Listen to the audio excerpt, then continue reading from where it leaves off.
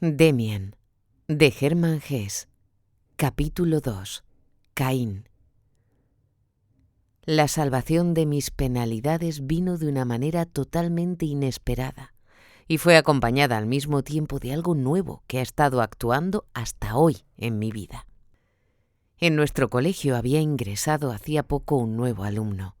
Era hijo de una viuda rica que había venido a vivir a nuestra ciudad y llevaba un brazalete negro en la manga. Iba a una clase superior a la mía y tenía unos años más. Pero a mí, como a todos, me llamó enseguida la atención. Este alumno tan sorprendente parecía mucho mayor de lo que en realidad era. A nadie le daba la impresión de que fuera un chico. Entre nosotros se movía extraño y maduro, como un hombre, como un señor, más bien.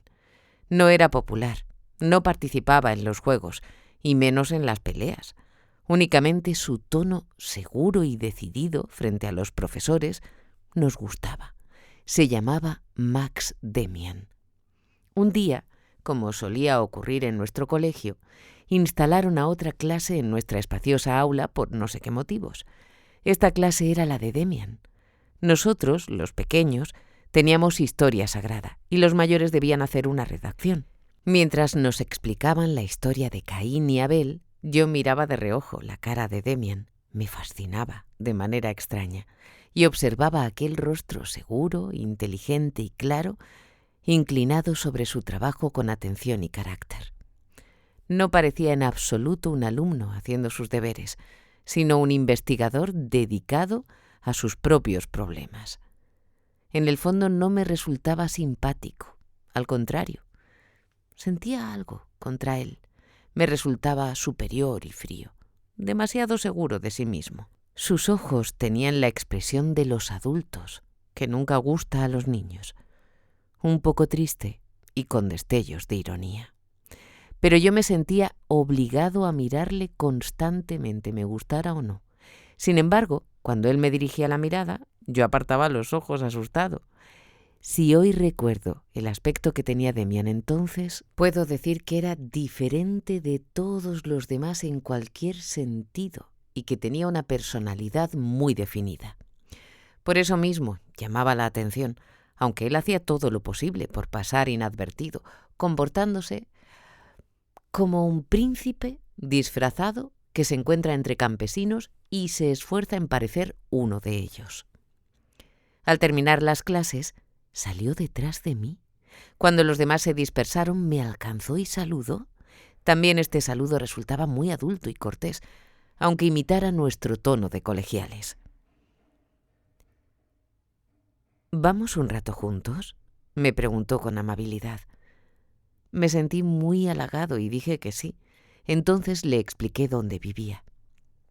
«Ah, ¿allí?», dijo sonriendo. «Conozco esa casa. Sobre vuestra puerta hay una cosa muy curiosa que me ha interesado desde que la vi». No supe al principio a lo que se refería y me asombró que conociera mi casa mejor que yo. Debía referirse al escudo que campeaba sobre el portón. Con el paso del tiempo se había desgastado y había sido pintado varias veces. Creo que no tenía nada que ver con nosotros y nuestra familia.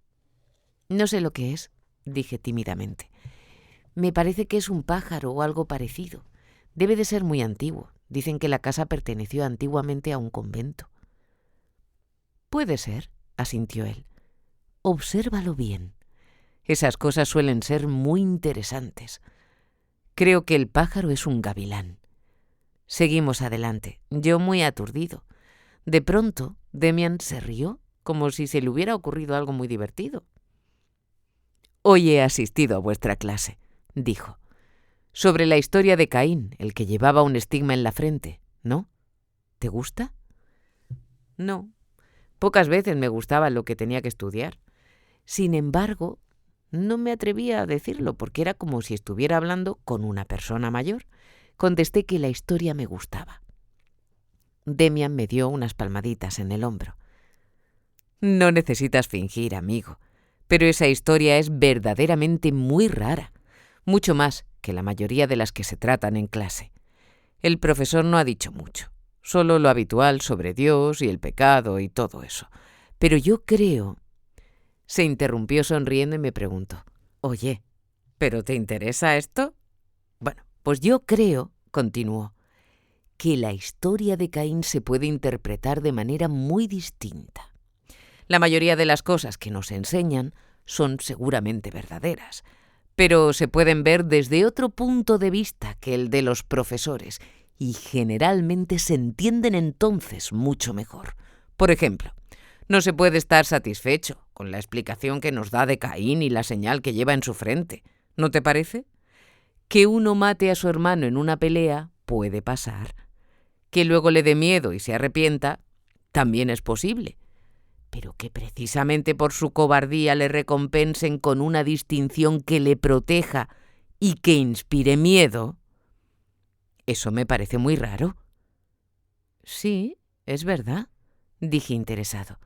El asunto empezaba a intrigarme. «Pero, ¿cómo vas a interpretar si no la historia?». Me dio una palmada en el hombro. «Muy sencillo. El estigma fue lo que existió en un principio y en él se basó la historia. Hubo un hombre con algo en el rostro que daba miedo a los demás. No se atrevían a tocarle. Él y sus hijos les impresionaban. Quizás o seguramente no se trataba de una auténtica señal sobre la frente, de algo como un sello de correos. La vida no suele ser tan tosca. Probablemente fuera algo apenas perceptible, inquietante. Un poco más de inteligencia y audacia en la mirada. Aquel hombre tenía poder. Aquel hombre inspiraba temor, llevaba una señal. Esto podía explicarse como se quisiera, y siempre se prefiere lo que resulta cómodo y da razón. Se temía a los hijos de Caín, que llevaban una señal. Esta no se explicaba como lo que era, es decir, como una distinción, sino como todo lo contrario. La gente dijo que aquellos tipos con la señal eran siniestros, y la verdad, lo eran. Los hombres con valor y carácter siempre les han resultado siniestros a la gente. Que anduviera suelta una raza de hombres audaces e inquietantes resultaba incomodísimo. Y les pusieron un sobrenombre y se inventaron una leyenda para vengarse de ellos y justificar un poco todo el miedo que les tenían. ¿Comprendes? Sí. Eso quiere decir que Caín no fue malo. Entonces, ¿toda la Biblia, toda la historia de la Biblia, es mentira? Sí y no. Estas viejas historias son siempre verdad, pero no siempre han sido recogidas y explicadas como debiera ser. Yo pienso que Caín era un gran tipo y que le echaron toda esa historia encima solo porque le tenían miedo. La historia era simplemente un bulo que la gente contaba. Era verdad solo lo referente al estigma que Caín y sus hijos llevaban y que les hacían diferentes a la demás gente. Yo estaba asombrado. ¿Y crees que lo del asesinato no fue tampoco verdad?, pregunté emocionado. Oh, sí. Seguramente es verdad. El más fuerte mató a uno más débil. Que fuera su hermano, eso ya se puede dudar. Además, no importa. A fin de cuentas, todos los hombres son hermanos. Así que un fuerte mató a un débil. Quizá fue un acto heroico, quizá no lo fue. En todo caso, los débiles tuvieron miedo y empezaron a lamentarse mucho.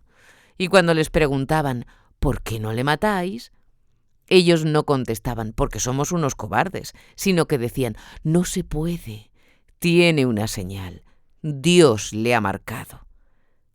Así nació la mentira. Bueno, no te entretengo más. Adiós.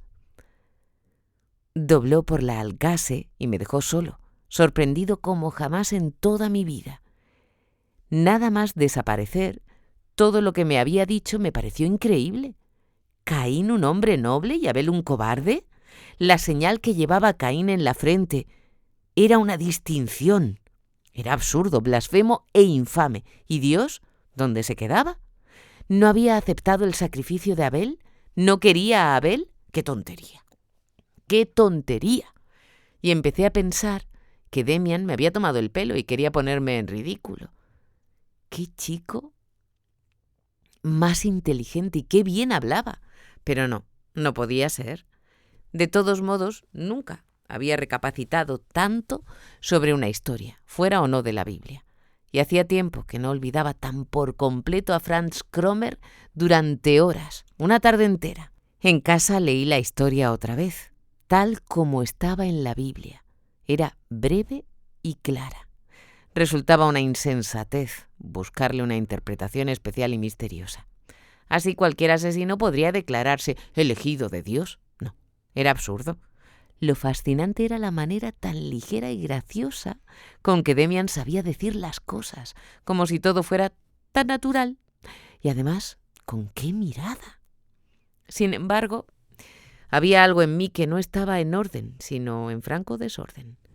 Yo había vivido en un mundo claro y limpio. Había sido una especie de Abel. Y ahora me encontraba metido en el otro mundo. Había caído tan bajo y, sin embargo, no tenía en el fondo tanta culpa. ¿Qué había sucedido? En ese momento me vino un recuerdo que casi me cortó la respiración. En aquella tarde aciaga que dio comienzo a mi actual desgracia, había ocurrido aquello mismo con mi padre. Durante un momento fue como si le hubiera desenmascarado y despreciado a él, a su mundo y a su sabiduría. Sí, en aquel momento yo, que era Caín, llevaba una marca en la frente. Pensé que esa marca no era una vergüenza, sino una distinción, y que yo era superior a mi padre, superior a los buenos y piadosos, precisamente por mi maldad y mi desgracia. Entonces no comprendí estas cosas con mente clara, pero las intuí en una llamarada de sentimientos, de extrañas emociones que me dolían, pero me llenaban de orgullo. ¿De qué manera tan extraña había hablado Demian de los valientes y de los cobardes? ¿Cómo había interpretado la señal en la frente de Caín y cómo habían brillado sus ojos, sus extraños ojos de hombre?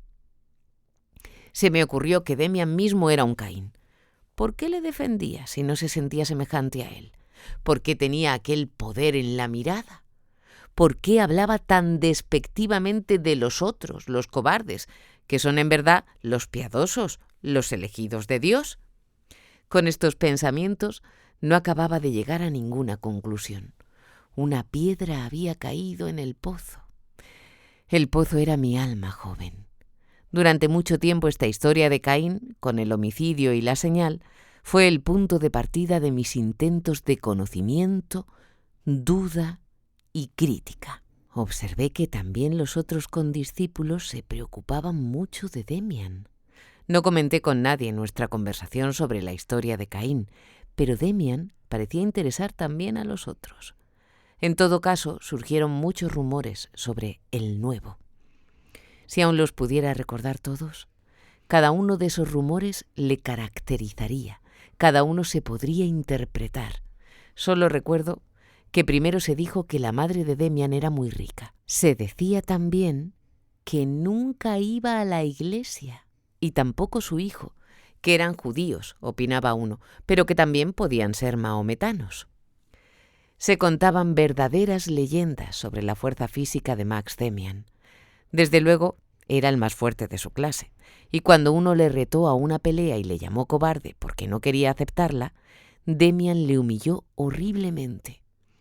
Los que presenciaron la escena decían que Demian le había cogido con una mano por la nuca y apretado con tanta fuerza que el otro se puso pálido y abandonó la lucha. Durante días no había podido mover el brazo. Una tarde hasta se dijo que había muerto. De Demian se afirmaban las cosas más insólitas, que eran creídas durante unos días. Todo era muy raro y excitante. Al cabo del tiempo, todos se cansaron del tema, pero enseguida surgieron nuevos cuentos entre los chicos que afirmaban que Demian tenía relaciones íntimas con chicas y que lo sabía todo. Mientras tanto, mi asunto con Franz Kromer seguía su curso fatal. No llegaba a librarme. porque yo me sentía atado a él aunque me dejara tranquilo unos días. En mis sueños estaba a mi lado como una sombra, y lo que no me hacía en la realidad se lo permitía mi fantasía en mis sueños, en los que me convertí en su esclavo. Acabé por vivir más en estos sueños que en la realidad. Siempre he soñado mucho. Y por perder fuerza y vida con estas sombras. Entre otras cosas, soñaba a menudo que Cromer me maltrataba, que me escupía y se arrodillaba sobre mí, y lo que era peor, que con su tremenda influencia me inducía a cometer crímenes terribles.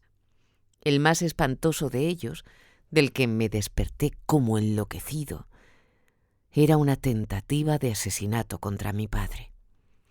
Cromer afilaba un cuchillo. Estábamos escondidos entre los árboles de un paseo esperando a alguien. Yo no sabía a quién. Pero cuando apareció una persona y Cromer me indicó, apretándome el brazo, que era aquella a quien tenía yo que apuñalar, vi que era mi padre. Entonces me desperté.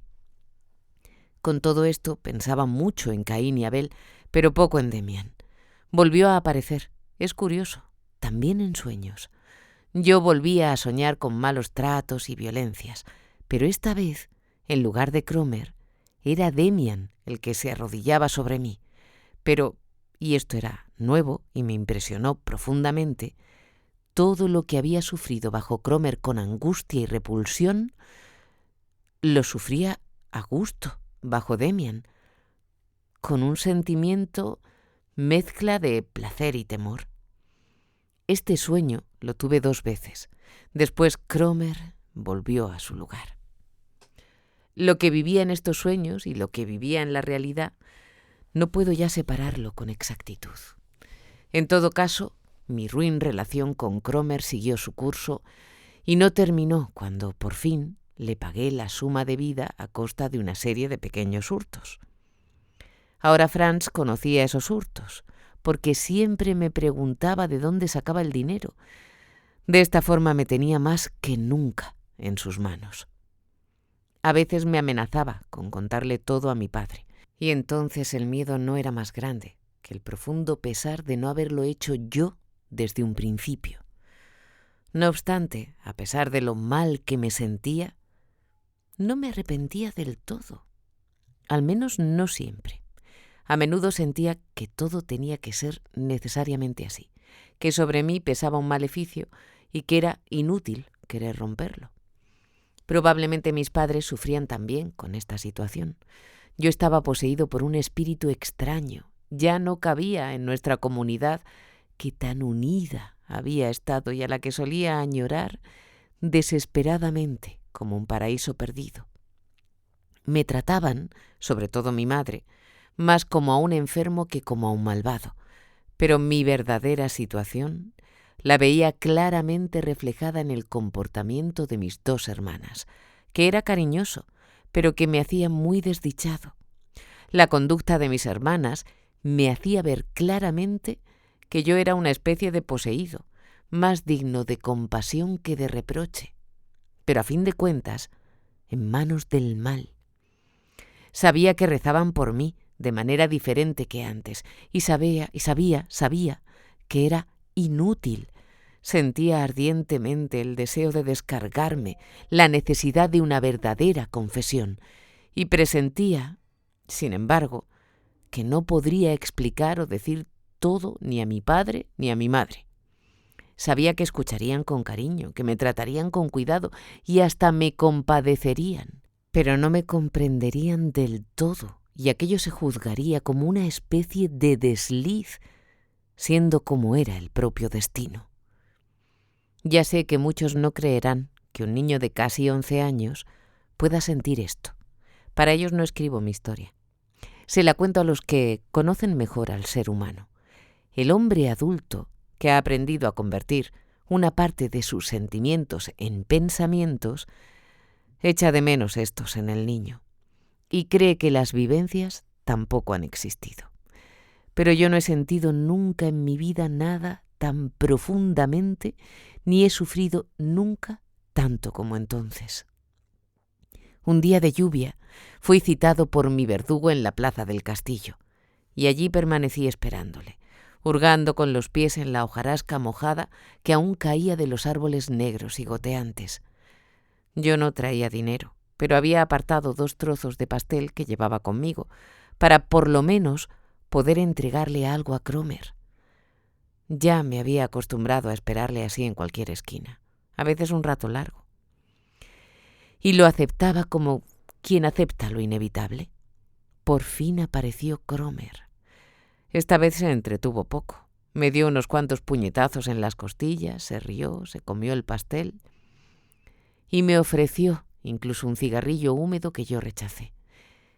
Estaba más amable que de costumbre. «Oye», dijo al marcharse, «que no se me olvide. ¿Podrías traerte la próxima vez a tu hermana, a la mayor? ¿Cómo se llama?» No comprendía. Tampoco di contestación. Solo le miré desconcertado. «¿Qué te pasa? ¿No entiendes? Que traigas a tu hermana».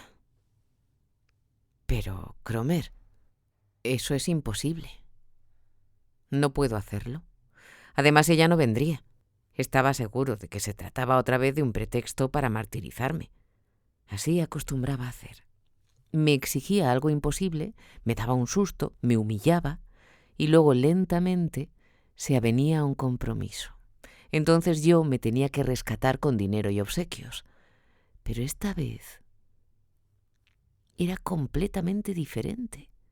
Casi no se enfadó ante mis negativas. «Bueno», dijo sin darle importancia, «ya lo pensarás. Quiero conocer a tu hermana. Ya nos las arreglaremos.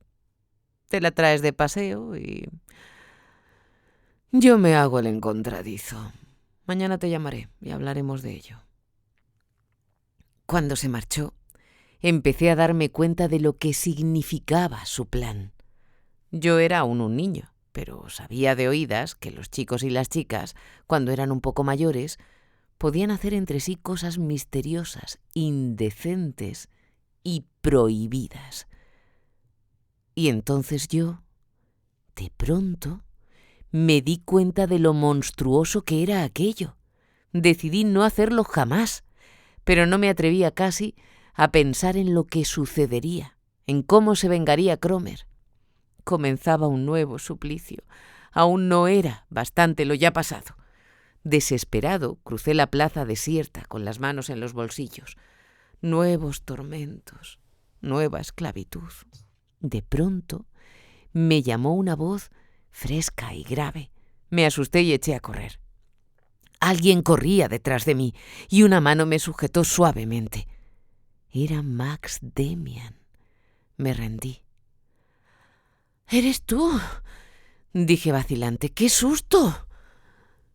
Me miró de una manera que nunca me había parecido tan penetrante, tan adulta y tan sensata como en aquel momento.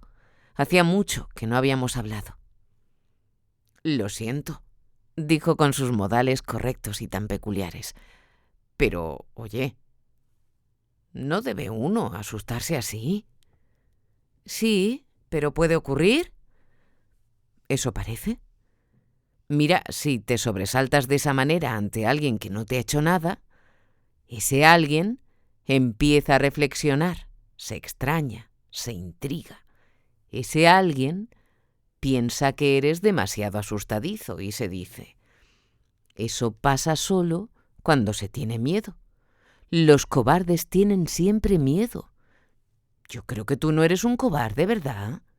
Claro que tampoco un héroe. Hay cosas y también personas que te asustan. Y eso no debe ser, ¿no? Nunca hay que tener miedo de los hombres. Tú no me tienes miedo a mí, ¿no? O quizás sí. No, en absoluto. ¿Lo ves? Pero hay personas de las que tienes miedo. No sé, déjame. ¿Qué quieres de mí? Demian seguía a mi lado, aunque yo había acelerado el paso pensando en huir. Sentía su mirada sobre mí. «Suponte», continuó, «que yo te quiero ayudar. Desde luego no tienes por qué temerme. Me gustaría hacer un experimento contigo. Es divertido y además aprenderás algo, lo que nunca está de más. Verás, de vez en cuando me ensayo en el arte de leer los pensamientos. No se trata de brujería, pero cuando no se sabe cómo se hace, resulta muy extraño. Se puede desconcertar mucho a la gente. Vamos a probar contigo. Bueno, yo te tengo simpatía, me intereso por ti, y me gustaría descubrir cómo eres por dentro. Para ello ya he dado el primer paso. Te he asustado.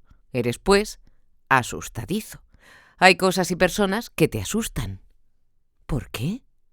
No es necesario tener miedo de nadie. Si se teme a alguien es porque ese alguien tiene poder sobre uno. Por ejemplo, se ha cometido algo malo y el otro lo sabe.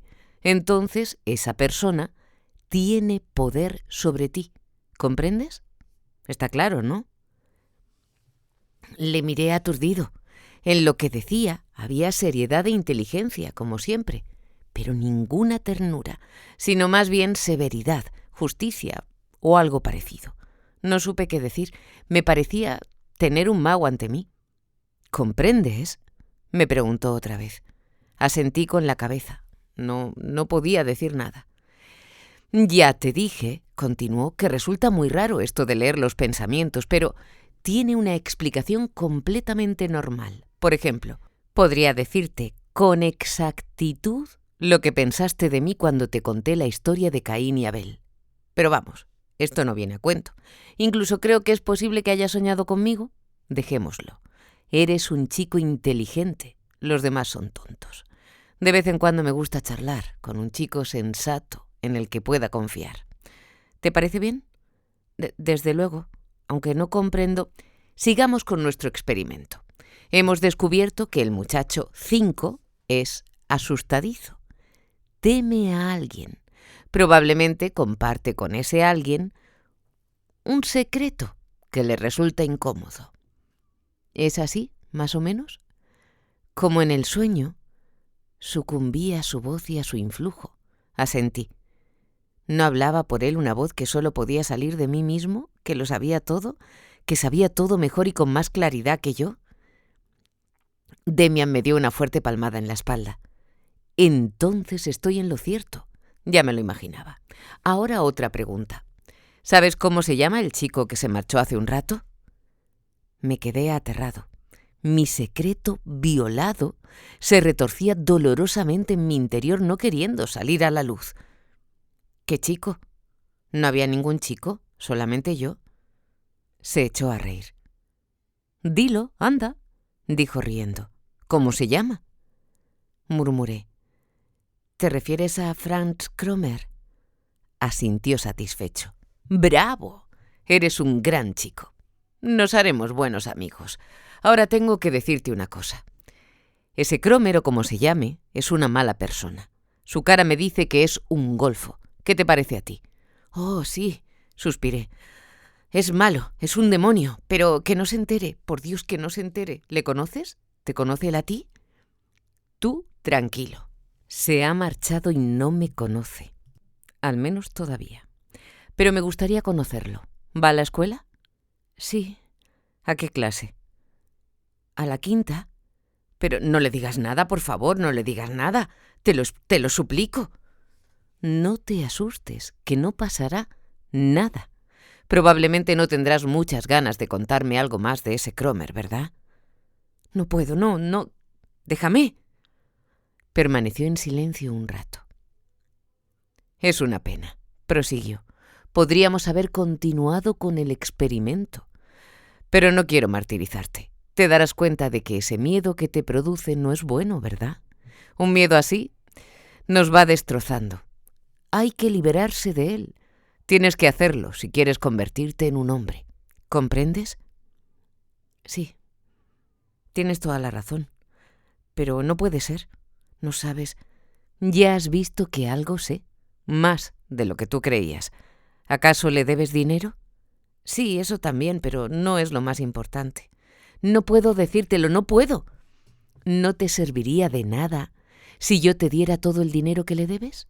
Podría muy bien dártelo. No es eso. Y te ruego que no digas nada a nadie, ni una palabra.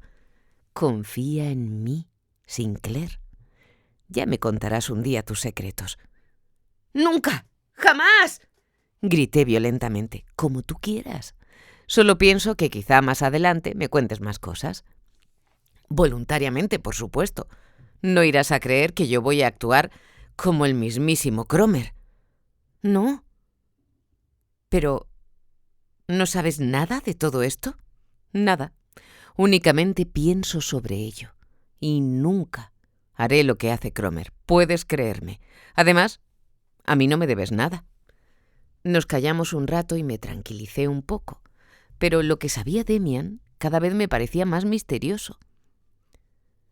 «Me voy a casa», dijo y se apretó más su abrigo bajo la lluvia. «Aún quería decirte otra cosa, ya que hemos ido tan lejos. Deberías librarte de ese tipo. Si no puedes de otra manera, mátalo. Me impresionaría y me gustaría que lo hicieras. Yo te ayudaría». El miedo me asaltó de nuevo. Recordé de pronto la historia de Caín. Aquello empezaba a ser terrible y empecé a llorar silenciosamente. Había demasiados enigmas a mi alrededor. Bueno, sonrió Max Demian. Anda, vete a tu casa. Ya lo arreglaremos. Aunque matarlo sería lo más sencillo. En estos casos, lo más sencillo es siempre lo mejor. No estás tú en buenas manos con tu amigo Cromer. Al llegar a casa me pareció que había estado fuera un año. Todo tenía otro aspecto. Entre Cromer y yo había surgido algo como un futuro, como una esperanza. Ya no estaba solo. Ahora me di cuenta de lo espantosamente solo que había permanecido durante semanas y semanas con mi secreto. Enseguida volví a pensarlo de tantas veces, que una confesión a mis padres me aliviaría, pero no me redimiría por completo. Casi me había confesado a otro, a un extraño. Y el presentimiento de liberación volaba hacia mí como un fuerte perfume. De todos modos, mi miedo no había aún desaparecido, ni mucho menos. Estaba preparado para largas y horribles disputas con mi enemigo. Por eso me pareció muy raro que todo transcurriera con tanta tranquilidad, calma y secreto. El silbido de Cromer delante de mi casa no se oyó durante un día, 2, 3, una semana. No me atrevía a creerlo. Y en mi fuero interno estaba alerta. No fuera a aparecer de pronto precisamente cuando menos lo esperaba. Pero no apareció. Desconfiando de la nueva libertad, no terminaba de creerlo. Hasta que por fin me encontré con Franz Cromer en la calle. Bajaba por la Seilergasse, justo a mi encuentro. Al verme se estremeció, torció la cara en una mueca terrible y se volvió sin más para no tener que encontrarse conmigo. Aquello fue para mí un momento indescriptible. Mi enemigo huía de mí. Mi verdugo me tenía miedo. La alegría y la sorpresa me traspasaron por completo. Por aquellos días volví a ver a Demian, que me esperaba a la puerta del colegio. «Hola», dije. «Buenos días, Sinclair. Quería saber cómo te va. Supongo que Cromer te deja ahora tranquilo». «¿Es cosa tuya? Pero, ¿cómo lo has conseguido? No lo comprendo. Ha desaparecido por completo». «Muy bien. Y por si acaso se le ocurre volver, creo que no lo hará, pero es un cara dura. Dile entonces que se acuerde de Demian». «Pero, ¿cómo te las has arreglado? ¿Te has peleado con él? ¿Le has pegado?» «No, eso no me gusta. Solo he hablado con él como he hecho contigo, y le he explicado que sería mucho mejor para él que te dejara en paz». «¿No le habrás dado dinero?» «No, querido. Ese camino ya lo has intentado tú». Se separó de mí, aunque yo intenté preguntarle más cosas.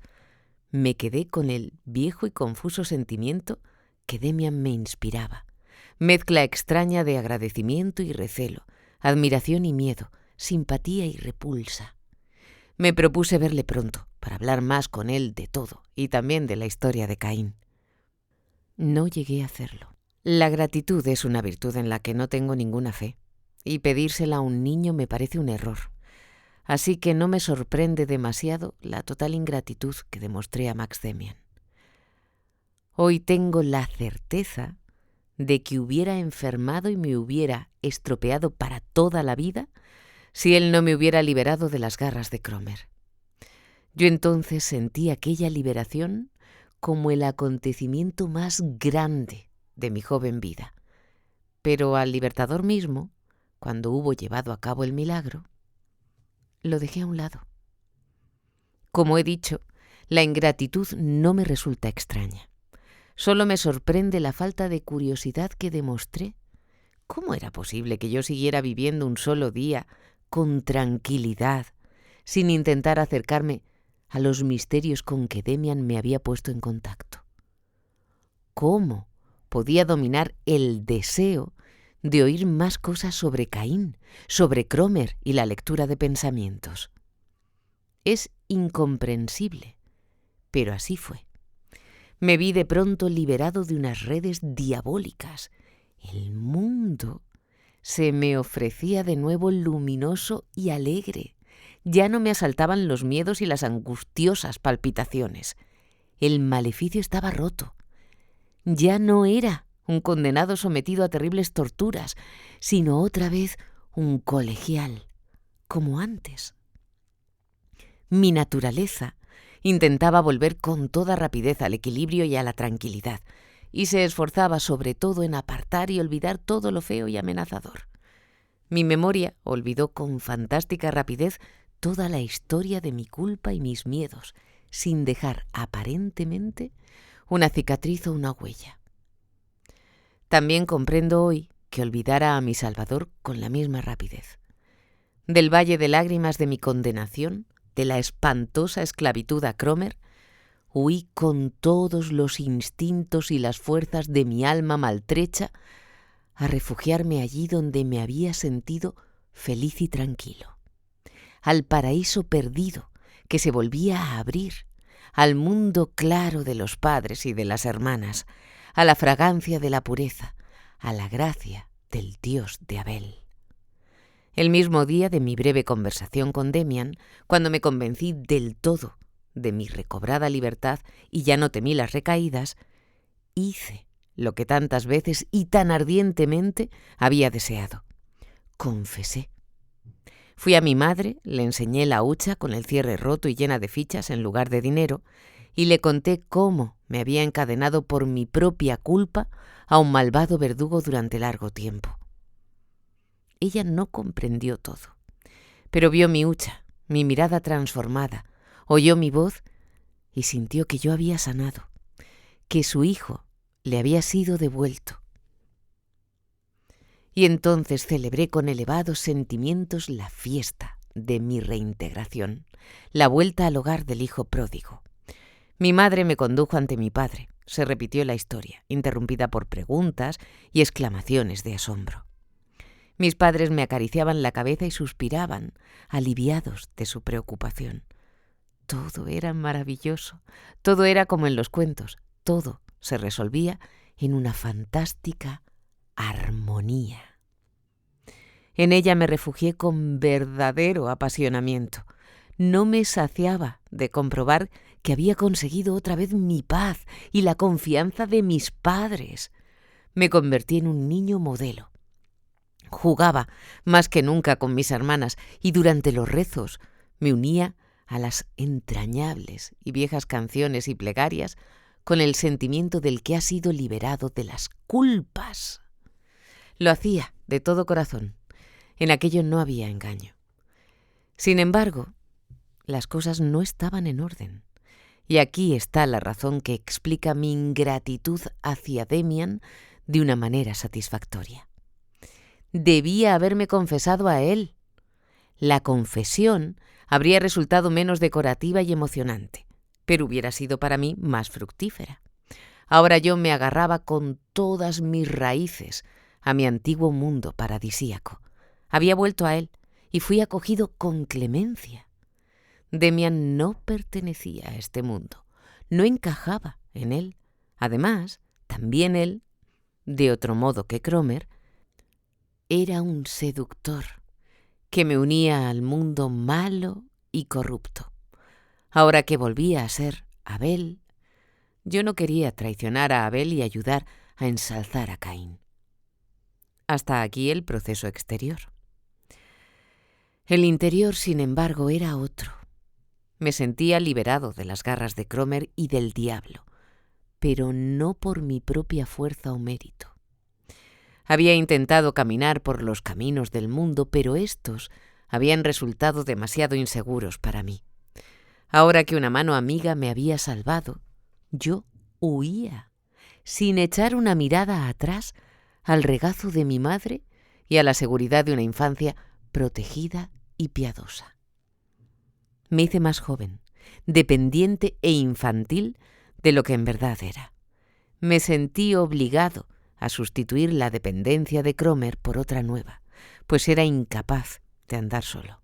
Elegí con mi ciego corazón la dependencia de mis padres, del viejo y querido mundo de luz del que ya sabía que no era el único.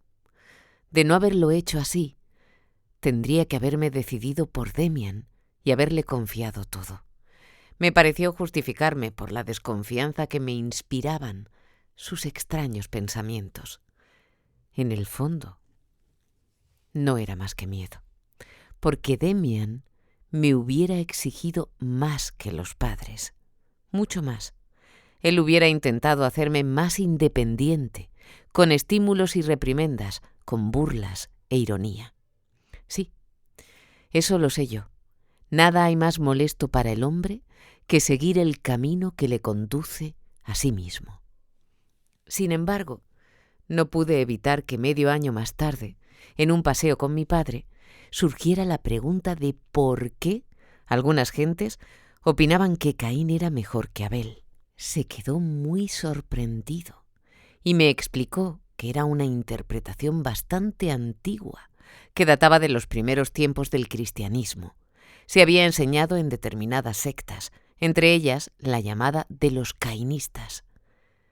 Naturalmente, esta disparatada teoría no era más que un intento del demonio para destruir nuestra fe, porque si creemos en el derecho de Caín y en la falta de derecho de Abel, entonces resulta que Dios se ha equivocado y que el Dios de la Biblia no es el único verdadero, sino un Dios falso. En realidad, esto es lo que habían predicado los cainistas. Pero esta herejía había desaparecido hacía mucho y le sorprendía que un compañero mío hubiera llegado a saber algo de ella. De todos modos, me aconsejó seriamente que olvidara aquellos pensamientos.